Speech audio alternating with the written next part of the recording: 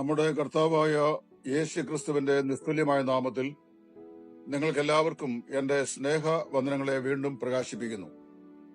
കഴിഞ്ഞ ദിവസം നല്ല വചനം പേജിലൂടെ ഞങ്ങൾ ഓർപ്പിച്ചിരുന്നതുപോലെ ഉൽപ്പത്തി പുസ്തകത്തിന്റെ ആദ്യ താളുകൾ തുടങ്ങി വെളിപ്പാട് പുസ്തകം വരെയുള്ള പുസ്തകങ്ങളിൽ കൂടെ വിശുദ്ധ വേദപുസ്തകത്തിലെ വൈവിധ്യങ്ങളായ ഉപദേശ സത്യങ്ങളെ അടുക്കും ചുറ്റിയോടും കൂടെ അവതരിപ്പിക്കുന്ന ഒരു പഠന പരമ്പരയാണ് ഇവിടെ സമാരംഭിക്കുന്നത്.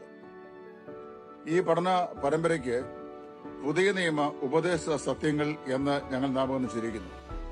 ഏതെങ്കിലും പ്രത്യേക സഭാവിഭാഗത്തെ ഉന്നം വയ്ക്കാതെ വിശുദ്ധ വേദപുസ്തകം ദൈവത്തിൽ തുടങ്ങി നിത്യത വരെയുള്ള വിഷയങ്ങളെ ഏത് നിലയിൽ അവതരിപ്പിക്കുന്നു എന്നുള്ളതാണ് ഞങ്ങൾ ഈ പഠന പരമ്പരയിലൂടെ നിങ്ങളുടെ മുമ്പാകെ അവതരിപ്പിക്കുവാൻ ആഗ്രഹിക്കുന്നത്.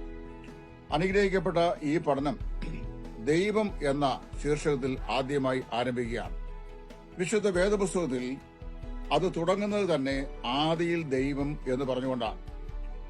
ഡോക്ടർ ഷെയ്ഫർ എന്ന് പറയുന്ന പ്രസിദ്ധനാകുന്ന ദൈവശാസ്ത്രജ്ഞൻ അദ്ദേഹത്തിന്റെ ദൈവശാസ്ത്ര ഗ്രന്ഥത്തിന്റെ ബൃഹത്തായ ആ രേഖയിൽ അദ്ദേഹം തുടങ്ങുന്നത് ഇങ്ങനെയാണ്: the knowledge of God is innate to human heart. അതായത് ദൈവത്തെക്കുറിച്ചുള്ള അറിവ് അല്ലെങ്കിൽ പരിജ്ഞാനം അത് മനുഷ്യ ഹൃദയത്തിന് ജന്മസ്വത്വമായി ലഭിച്ച ഒന്നാകുന്നു എന്നാകുന്ന അദ്ദേഹം പറഞ്ഞിരിക്കുന്നത്. അപ്പം ഏതു മനുഷ്യനും ജനിച്ചു വീഴുമ്പോൾ തന്നെ അവനിലേക്ക് ദൈവ എന്ന വിശ്വാസം അങ്ങോട്ട് ഇഞ്ചക്ട് ചെയ്യല്ല, മറിച്ച് ദൈവം എന്ന് പറയുന്ന ഒരു കൺസെപ്റ്റ് അവന്റെ ഹൃദയത്തിൽ ഉള്ളവനായിട്ടാണ് മനുഷ്യൻ ജനിച്ച് വീഴുന്നത്.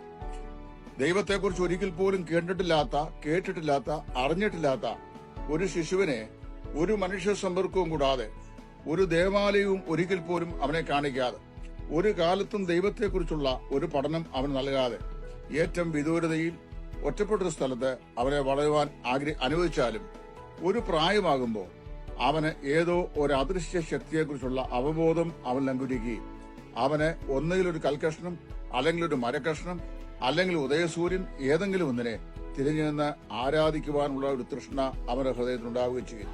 ഇതിനെയാണ് ദൈവത്തെക്കുറിച്ച് ജന്മസ്വത്വമായിട്ടുള്ള അവബോധം എന്ന് പറയുന്നത്.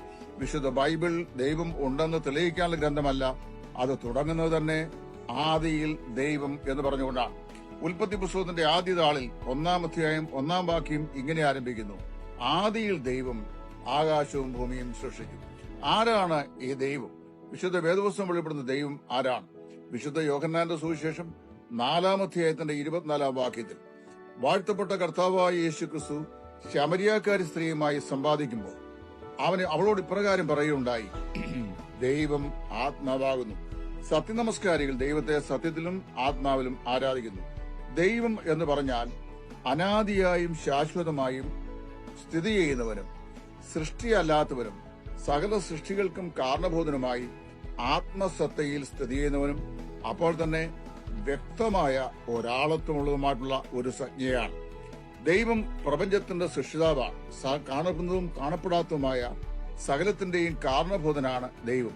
ആ ദൈവത്തെക്കുറിച്ച് ദൈവത്തിന്റെ ദാസനായ മോശ 90-ാം സങ്കീർത്തനത്തിൽ അദ്ദേഹം പറയുമ്പോൾ ഇപ്രകാരം പാടിയിട്ടുണ്ട്: ദൈവമേ കർത്താവെ, നീ തലമുറ തലമുറയായി ഞങ്ങളുടെ സങ്കേതമാകുന്നു.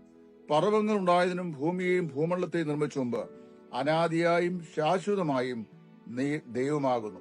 ഇവിടെ ശ്രദ്ധിക്കേണ്ട വിഷയം, ആത്മരൂപിയായി അപ്പോൾ തന്നെ ആളത്വ ഭാവത്തോടുകൂടെ നിത്യതയിൽ നിന്ന് തന്നെ സ്ഥിതി ചെയ്യുന്ന ദൈവസഞ്ജ, അതാണ് വിശുദ്ധ വേദപുസ്തകം വെളിപ്പെടുന്ന ദൈവം എന്ന് പറയുന്നത്. സകല കാലങ്ങൾക്കും സൃഷ്ടിക്കും അപ്പുറത്ത് ദൈവം ഉണ്ടായിരുന്നു. ദൈവം എന്നും വർത്തമാനകാലത്ത് സ്ഥിതി ചെയ്യുന്നവനാണ്. എബ്രായ ലേഖനത്തിൽ അപ്പോസ്തലനായ പൗലോസ് പറയുമ്പോൾ യേശു ക്രിസ്തു ഇന്നലെയും ഇന്നും എന്നേക്കും അനന്യൻ തന്നെ എന്ന് പ്രസ്താവിച്ചിട്ടുണ്ട്. എന്ന് പറഞ്ഞു കഴിഞ്ഞാൽ ദൈവം ഒരിക്കലും ഭൂതകാലത്തിലോ ഭാവികാലത്തിലോ സ്ഥിതി ചെയ്യുന്ന ഒരാളല്ല. ദൈവം എക്കാലവും വർത്തമാനകാലത്തിൽ സ്ഥിതി ചെയ്യുന്ന വ്യക്തിയാണ്. അങ്ങനെയുള്ള ദൈവം ആണ് മനുഷ്യന്റെയും ഈ കാണപ്പെടുന്നതും കാണപ്പെടാത്തതുമായ സകലത്തിന്റെയും സൃഷ്ടാവായ ദൈവം.